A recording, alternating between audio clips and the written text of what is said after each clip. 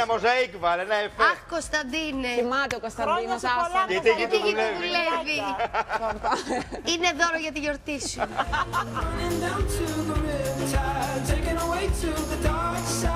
Ο Σπύρος Παπακοσταντίνου κατέκτησε τον τίτλο του Mr. Ελλάς 2015 στα αντίστοιχα ελληνικά καλυστεία.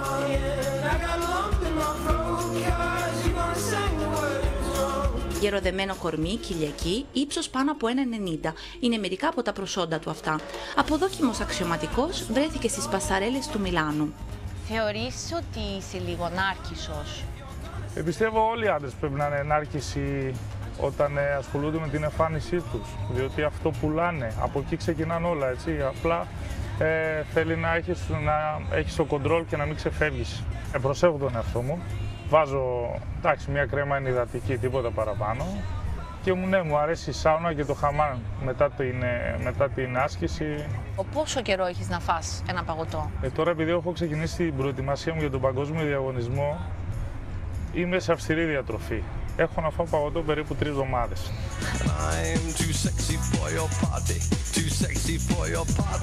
Πώς γνωρίζει όμως μια γυναίκα ένας ωραίος άντρας σαν τον Σπύρο? Ο 28χρονος Θεσσαλονικιός μας δείχνει εμπράκτος πώς πλησιάζει το αντίθετο φύλο. Φίλοι μου είναι λίγο πιο πίσω. Απλά είδα εσένα, μου δείχνες τη μισή για να έρθω έτσι. Να φανεί ότι κάπως τυχαία σε είδα και μιλήσαμε. Τι ζώδιο είσαι? Είμαι εγώκερος, μισός εγώκερος, μισός υδροχός. Εντάξει, υδροχός κάπως. Πάει και έρχεται ο υδροχός, αλλά εγώκερος μακριά ο εγώκερος. Τότε είμαι 60% υδροχός. Έχεις χιούμορ γενικά. Ναι, έχω χιούμορ. Και ειδικά με τόσο ωραίες παρουσίες, το χιούμορ μου γίνεται μεγαλύτερο. Καλά, κοίταξε, εγώ θα σου αφήσω τον αριθμό του κινητού μου και εσύ αν έχεις όρεξη θα χαρώ πάρα πολύ να με πάρεις. Δεν μπορούσα να μην ρωτήσω τη γνώμη του για τις δηλώσεις του Απόστολου Γλέτσο και φυσικά για τις 4.000 γυναίκες που αγάπησε ο Γιάννης Παλιάρας. Πιστεύω ότι ή από πολύ μικρός έχει ξεκινήσει την ερωτική του ζωή ο άνθρωπος από πάρα πολύ μικρή ηλικία για να κατορθώσει αυτά σε ένα τέτοιο τεράστιο νούμερο που πολύ λίγοι πιστεύω πάνω στον πλανήτη μπορούν να φτάσουν. Και εντάξει, τώρα μεταξύ μας εξαρτάται και πόσο ωραίες γυναίκες ήταν, έτσι, γιατί για να έχεις πάει με 4.000 πολύ ωραίες γυναίκες πρέπει να είσαι απίστευτος. Ο Απόστολος το είπε για χιούμορ, οπότε γέλασα. Ποτέ δεν ξέρεις για κανέναν σίγουρα, εντάξει, αυτό όλοι ξέρουμε μόνο για τον εαυτό μας. Αλλά ένας άντρας όπως ο Απόστολος που είχε τόσο σουξές στις γυναίκες και έχει ακόμη, θεωρώ ότι το είπε μάλλον για χιούμορ αυτό. Στην ερώτηση αν έχει τύχει ποτέ να τον φλερτάρει η κοπέλα ενός φίλου του, δεν την κοίταξα καθόλου για να καταλάβει ότι με τον τρόπο μου δεν θέλω να συνεχιστεί αυτό. Και από εκεί και πέρα, επειδή είχε συνεχιστεί αυτό, είπα το φίλο μου ότι η κοπέλα του μου κάνει λίγο τα ματάκια. Μου έχει τύχει, ας πούμε, κάποιος γνωστός να μην θέλει να βγει μαζί μου στην παρέα, διότι πίστευε ότι θα κοιτάζουν οι κοπέλες σε μένα.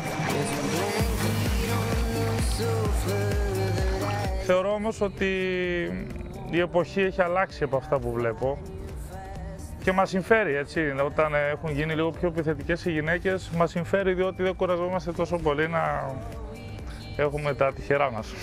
Έχει τύχει να χωρίσει κάποια γυναίκα για σένα? Ναι, έχει τύχει. Δεν μου αρέσει αυτό όμως. Είχα πει στη γυναίκα ότι δεν θέλω να είμαι εγώ ο λόγος που χωρίζεις. Καλύτερα πρώτα να ξεκαθαρίσεις τη σχέση σου. Αν ήσουν με μια γυναίκα, όπως λες εσύ, με πολύ ωραίο σώμα, δύνατη και τα λοιπά περιποιημένη, και ξαφνικά έπαιρνε 15 κιλά, θα τη χώριζες? Κοίταξε, πολύ καλή ερώτηση. Τον πρώτο καιρό θα προσπαθούσα να τη βάλω σε ένα πρόγραμμα για να τα χάσει τα 15 κιλά. Θα την έδινα ψυχολογική στήριξη, τη διατροφή μου, τις γνώσεις που έχω σαν προσωπικός γυμναστής. Αν έβλεπα όμως ότι το κακό συνεχίζεται, δεν θα είχα άλλη επιλογή μετά από κάποιο διάστημα για να... Θεωρώ ότι πρέπει να είναι η γυναίκα σεξι και να είναι γυμνασμένη.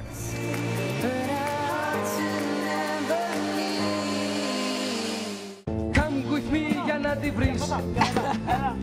Και εδώ κάτω. Αλήθεια, αλήθεια. Πιο κοντά στο χείλος. Πάντως μου άρεσε γιατί ήταν ετοιμόλογος. Ναι, πολύ. Να σου πω κάτι, αυτή τη συνέντευξη έπρεπε να τη φάω με το γλυκό. Έπρεπε να τη δω με το γλυκό. Ήταν από